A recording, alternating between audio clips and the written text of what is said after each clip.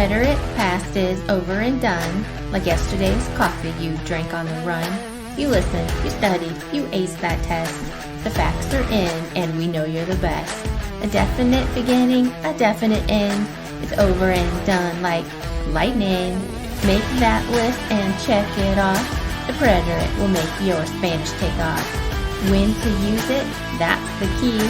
Over and done, it's that easy. If you mess up, hey, don't you cry. All that matters is that you try. So don't interrupt, just remember these words. These are for the AR verbs. A-hace-o, amos, aran. A-hace-o, amos, aran. A-hace-o, amos, aran. A-hace-o, amos, aran. The preterite past is over and done, like yesterday's coffee you drank on the run. You listened, you studied, you aced that test. The facts are in, and we know you're the best. Don't interrupt, just remember these words. These are for ERIR verbs. Hice yo, hemos, eran.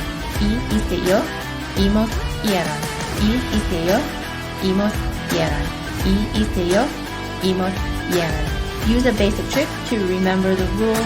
Being bilingual makes you cool. You listened, you studied, you aced that test. The facts are in, and we know you're the best.